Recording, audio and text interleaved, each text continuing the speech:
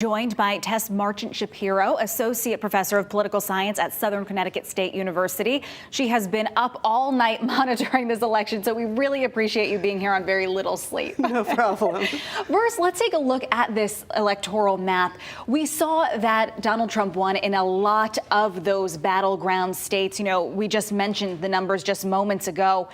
But everybody seemed surprised that he won. The polls weren't showing that he was going to win. In fact, many of them showed Hillary Clinton with a lead. I guess, why was it so surprising for people waking up and hearing the news this morning? One of the things that happened this year is that we learned the lesson last time that we needed to look at the electoral count and not just look at the percent. And so most of the projections that were coming into this election were actually averaging a lot of surveys into them, which meant that the surveys from early in October were averaged in with the surveys last week, the first week of November. Okay. And the exit polls indicated that a lot of Trump supporters made up their minds in that last 2 weeks of the election. Those last few weeks, and it really does come down to even like the last few hours when it comes to voters going to the polls. And they have to make up their mind. Right. Yeah. Let's talk about what we heard from Donald Trump. He made his victory speech a little after 3 a.m. That was, as Erica and Tim said, after Hillary Clinton called and conceded the race. We heard him talk with, you know, kind of a sentiment of gratitude, and he was very calm and understated, which was a little bit different than what we've heard from him normally out on the campaign trail. And very gracious. Gracious, right, great Whichever word. candidate won had to unify the country.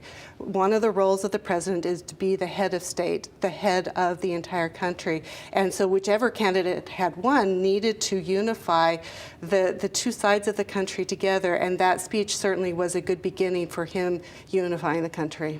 Now, that's going to be a great challenge, that bringing everyone together. We've heard that President Obama is actually going to be speaking a little bit later on this morning, talking about trying to get everyone together after that divisive campaign.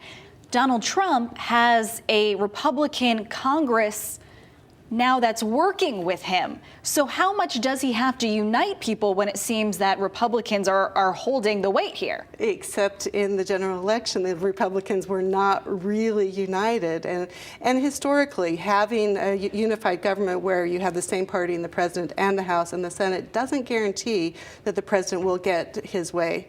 And certainly in this case, the Congress has not been 100% behind the Republican nominee. So we'll see what happens with that. I think it is going to be a wait and see how he can bridge that gap between some of the critics that he has. One other thing that we are hearing is that a lot of world leaders are weighing in, offering congratulations. Where do things stand with these world leaders and how they look now at our country? They have to work with President Trump. Yeah, President-elect Trump. And so they need to congratulate him, and they need to build a relationship with him. I know many of them were nervous in the stock markets over the night were falling, but somehow we need to work together. All right, Tess, thank you so much for being here. We really appreciate it. Tim and Erica will head back over to you.